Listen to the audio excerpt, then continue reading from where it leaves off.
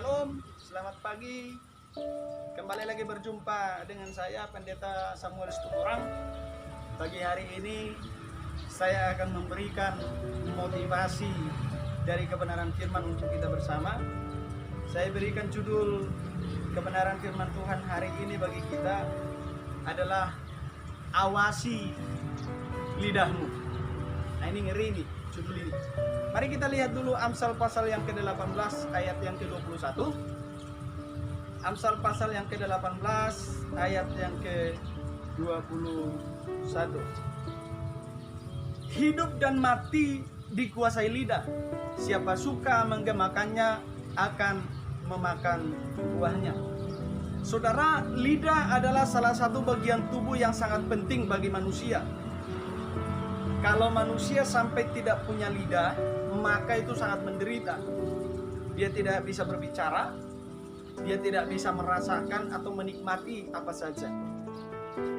Bahkan yang paling mengerikan adalah firman Tuhan mengatakan pagi hari ini, hidup dan mati adalah dikuasai lidah. Lidah ini berkuasa atas kehidupan dan juga atas kematian. Betapa berbahayanya lidah ini ketika kita tidak dapat mengendalikannya.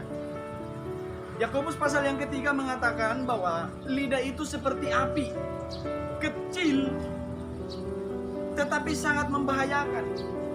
Api yang kecil itu tadi dalam sekejap bisa menghapuskan sedemikian rupa. Demikian juga lidah dikatakan. Dari perkara kecil saja, ketika lidah mulai bergoyang, itu bisa berbahaya. Menjadikan masalah atau perkara kecil menjadi perkara besar. Itulah sebabnya betapa pentingnya setiap perkataan yang keluar dari lidah, dari mulut kita ini diawasi. Mengawasi perkataan, menjaga lidah kita supaya memperkatakan hal-hal yang baik.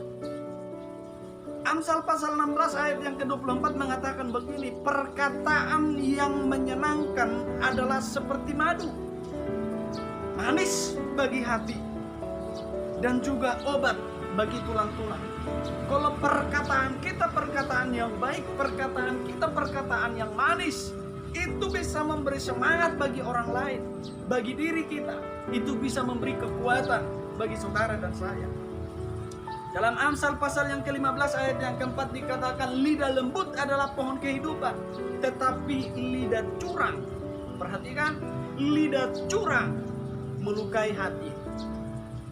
Orang bisa hancur, orang bisa terluka, orang bisa patah semangat, orang bisa memilih untuk menjadi orang yang tidak peduli.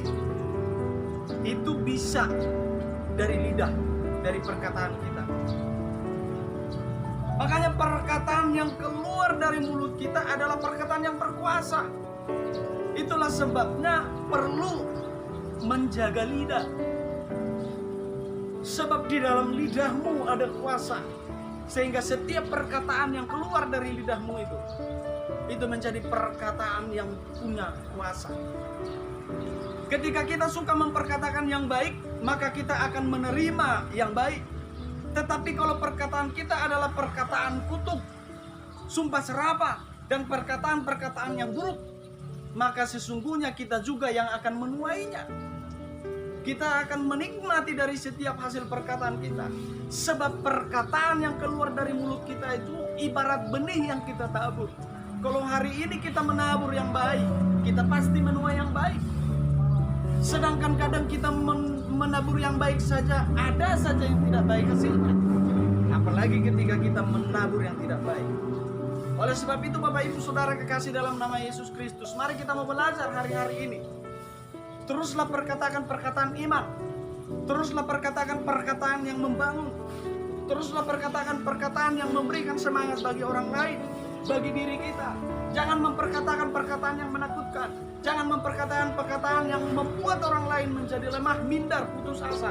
Tetapi perkatakan perkataan yang memberi semangat bagi orang lain, bagi diri kita, memperkuat iman kita. Katakan setiap hari, aku ada dalam pertolongan Tuhan, aku ada dalam perlindungan Tuhan. Perkataan-perkataanmu itu yang kau perkatakan, perkataan yang baik itu akan menghasilkan sesuatu yang baik dalam hidup. Kalau hari-harimu memperkatakan perkataan yang membangun, maka lihatlah, kita juga akan menikmati hasil daripada apa yang kita perkatakan setiap hari. Tidak seketika hari ini engkau katakan terjadi mungkin, tetapi bayangkan ketika itu adalah benih yang tiap hari engkau tabur. Suatu saat engkau akan menuainya dengan dahsyat dan luar biasa. Tuhan memberkati kita semua. Kiranya firman Tuhan ini boleh memberikan pencerahan bagi kita dan memberikan semangat bagi kita sebagai motivasi bagi kita melangkah di sepanjang hari ini. Tuhan Yesus memberkati kita. Shalom. Di akhir dari khotbah ini, saya ingin menyanyikan pujian bersama. Bapak Ibu Saudara yang mengerti pujiannya, mari kita sama-sama menyanyikan pujian ini. Biar ini menjadi sebuah pengakuan bagi kita di hadapan Tuhan. Ini adalah kesempatan. Hidup ini untuk melayani Tuhan. Jangan sia-siakan apa yang Tuhan beri. Hidup ini hanya sementara.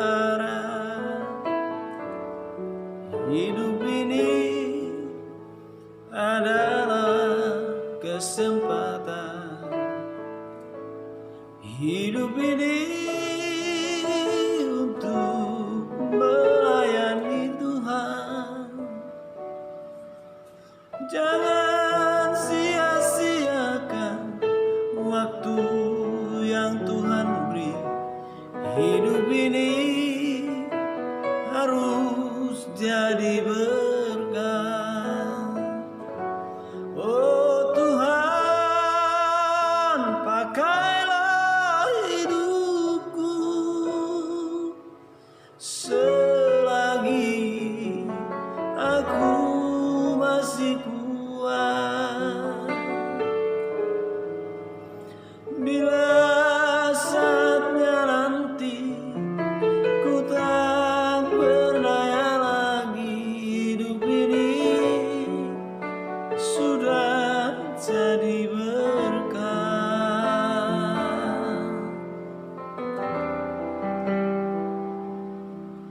Ini menjadi pengakuan kami di hadapan Tuhan, bahwa hidup ini, sepanjang hidup kami mau menjadikan hidup kami menjadi berkat bagi banyak orang. Melalui setiap aspek hidup kami, melalui pelayanan, pekerjaan, apapun yang kami lakukan, biarlah itu semuanya kami pakai kesempatan untuk memuliakan Tuhan. Hidup ini untuk melayani Tuhan. Jangan sia-siakan waktu yang Tuhan beri. Hidup ini harus jadi berkah. Oh Tuhan, pakailah hidupku selagi